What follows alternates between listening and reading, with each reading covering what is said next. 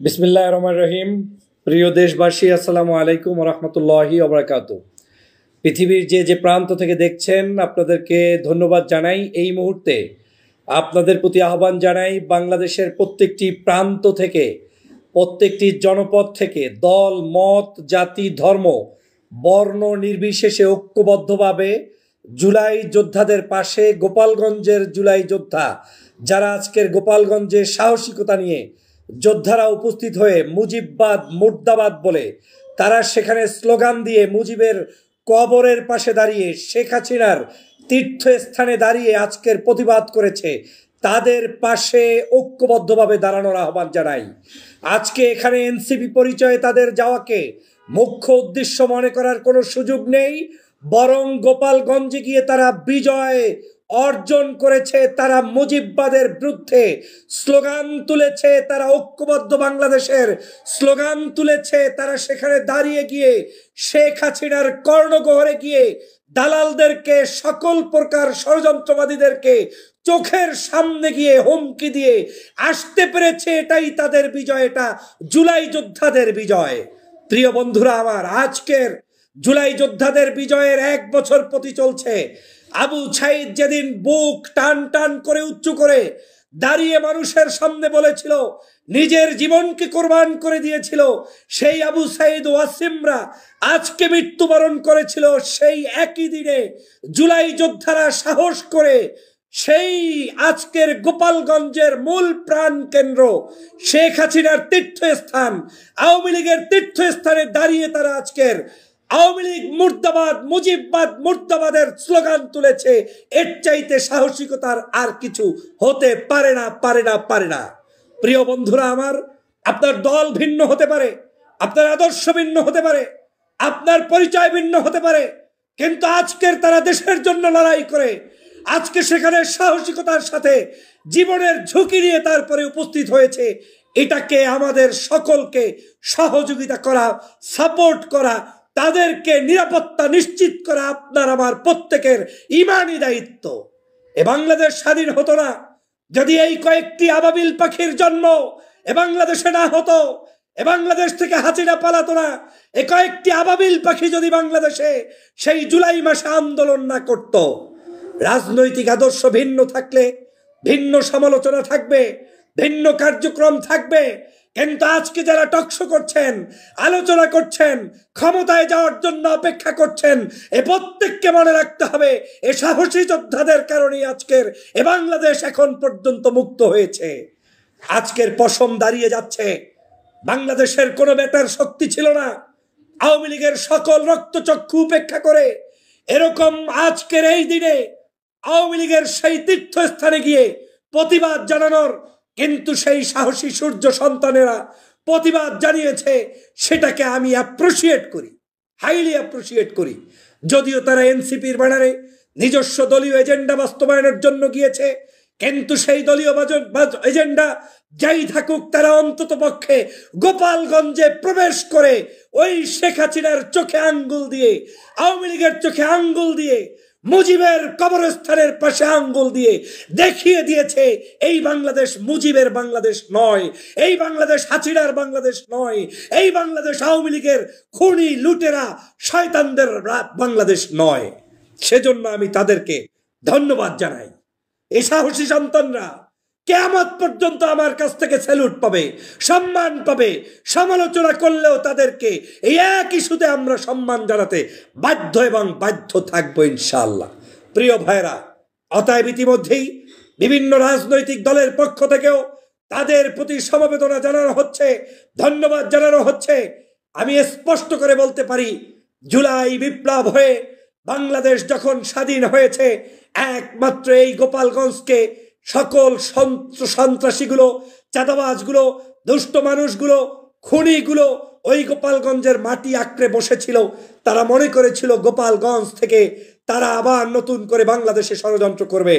আমার তো মনে হয়েছে নতুন করে এই বাংলাদেশে আবার সেই গোপালগঞ্জের অস্তিত্বকে বিলীন করে দেওয়ার জন্য জুলাইয়ের 1 বছর পূর্তিতেই আমার সেই আবাবিল পাখিগুলো আবার সেখানে উপস্থিত হয়ে অন্ততপক্ষে মুজিববাদ মুর্দাবাদের ঘোষণা দিয়ে বাংলার মানুষের হৃদয়ে নতুন কম্পন সৃষ্টি করেছে। এই যোদ্ধাদেরকে শ্রদ্ধা ভালোবাসা জানানোর ভাষা আমার নেই। আমি চাই ওই জায়গা থেকে সমস্ত মুজিববাদের মূলোৎপাটন করে ওদের আদর্শ বাংলাদেশ থেকে বিলীন করে দিয়ে এ বাংলাদেশকে সকল ধর্মের, সকল মতের, সকল রাজনীতির একটি সুন্দরতম বাংলাদেশ প্রতিষ্ঠিত হবে, সেই প্রত্যাশাই আমি ব্যক্ত করি। প্রিয় ভাইয়েরা, আজকের ওদের উপরে আক্রমণ হয়েছে, ওদের গাড়ি ভাঙচুর করেছে, ওদের প্যান্ডেলে আক্রমণ করেছে, তারপরেও সাহসী সন্তানরা সেই প্যান্ডেলে দাঁড়িয়ে মুজিববাদ মুর্দাবাদের স্লোগান দিয়েছে। এর চাইতে বড় বিজয় আর কিছু হতে পারে না। এটা পল্টন ময়দানে 10 লক্ষ লোক নিয়ে সমাবেশ করার চাইতে অতি উত্তম কাজ করেছে আজকের এই আবাবিল পাখিগুলো সেখানে মিছিল করার মধ্য দিয়ে। কারণ তারা ওই শেখ হাসিনার পেটের ভিতরে গিয়ে সমাবেশ করে দেখিয়ে দিয়ে এসেছে। অতএব ওদেরকে স্যালুট জানাতে কার্পণ্যতা তারাই করবে যারা রাজনীতিতে কোনো মানুষের প্রশংসা করতে জানেন না। প্রিয় বন্ধুরা আমার, অতএব আসুন, যার যা কিছু আছে যে যেখান থেকে পাচ্ছেন সেখান থেকে ঝাঁপিয়ে পড়ুন। আমাদের এখন টার্গেট হবে একটাই, লং মার্চ টু আজকের গোপালগঞ্জ। লং মার্চ টু গোপালগঞ্জের বিকল্প কিছু নেই। আমাদেরকে সেই জায়গা থেকে এই গোপালগঞ্জকে স্বাধীন করতে হবে, এটাই হবে আমাদের শপথ। আমি সরকারকে বলতে চাই, সাবধান হয়ে আপনাদেরকে জুলাই যোদ্ধাদের নিরাপত্তা নিশ্চিত করতে হবে। আপনাদেরকে বাংলাদেশের সমগ্র প্রশাসন পাঠিয়ে হলেও ওইখানের সন্ত্রাসীগুলোকে নিশ্চিহ্ন করতে হবে এবং সেই জায়গায় আমাদের জুলাই যোদ্ধাদের নিরাপত্তা নিশ্চিত করতে হবে। তা না পারলে আপনাদেরকে কিন্তু বাংলাদেশের জনগণ ছাড় দিয়ে আর কথা বলবে না। আপনারা আমাদের সরকার, আমরা আপনাদের, অতএব আমাদেরকে শত্রু বাড়াবেন না। জুলাই যোদ্ধাদেরকে উদ্ধার করে বাংলাদেশে সেই সন্ত্রাসী গোপালগঞ্জকে চিরদিনের জন্য মাটির সাথে পিষে দিয়ে, মেরে দিয়ে, পুষে ফেলে তারপরে গোপালগঞ্জকে স্বাধীন করুন। একবার শেখ হাসিনার সেই জুলুম অত্যাচারের শিকার হয়ে দেশনেত্রী বেগম খালেদা জিয়া একটা উক্তি করেছিলেন, গোপালগঞ্জের নাম নিশানা মুছে ফেলবেন। আজ সময় এসেছে ঐক্যবদ্ধভাবে সেই গোপালগঞ্জের নাম মুছে দেওয়ার সময় এসেছে। ভয় পাওয়ার কোনো কারণ নেই। যারা জীবনের ঝুঁকি নিয়ে গোপালগঞ্জে দাঁড়িয়ে বক্তব্য দিতে পেরেছে মুজিববাদ মুর্দাবাদ, তাদেরকে আপনারা ভয় দেখিয়ে কোনো লাভ নেই। ওরা যাওয়ার আগে জেনেছে আজকে শহীদ হবে, না হয় গাজী হবে। ওরা যদি কোনো ধরনের ওদের উপরে আক্রমণ হওয়ার মধ্য দিয়ে ক্ষতি সাব্যস্ত হয়, তাহলে বাংলাদেশের প্রত্যেকটি জনপদে আবার নতুন করে মুজিববাদ মুর্দাবাদের বিরুদ্ধে স্লোগান উঠবে। আওয়ামী লীগের নাম নিশানা এদেশ থেকে মুছে ফেলা হবে ইনশাআল্লাহ। অতএব যে কোনো মূল্যে আমাদেরকে ঐক্যবদ্ধ থাকতে হবে। আমাদের ঐক্যবদ্ধ থাকতে হবে শেখ হাসিনা ইস্যুতে, আওয়ামী লীগের ইস্যুতে, আওয়ামী লীগকে চিরতরে নিষিদ্ধ করার ইস্যুতে। আমরা ঐক্য হতে জানি, আমরা দেশ গড়তে জানি। আমাদের এই দেশ নিয়ে ছিনিমিনি করার কোনো সুযোগ নেই, করতে দেওয়া হবে না, হবে না, হবে না। অতএব ভাইয়েরা, ভয় পাবেন না, ভয়ের কিছু নেই। আবু সাঈদের রক্ত বৃথা যাবে না। আবু সাঈদ যেদিন রক্ত দিয়েছে সেই দিন আপনারা গোপালগঞ্জে আজকে উপস্থিত হয়ে প্রমাণ করেছেন আপনারা আবু সাঈদের রক্তের ভাই এবং বোন, আপনারাই আগামীর বাংলাদেশ।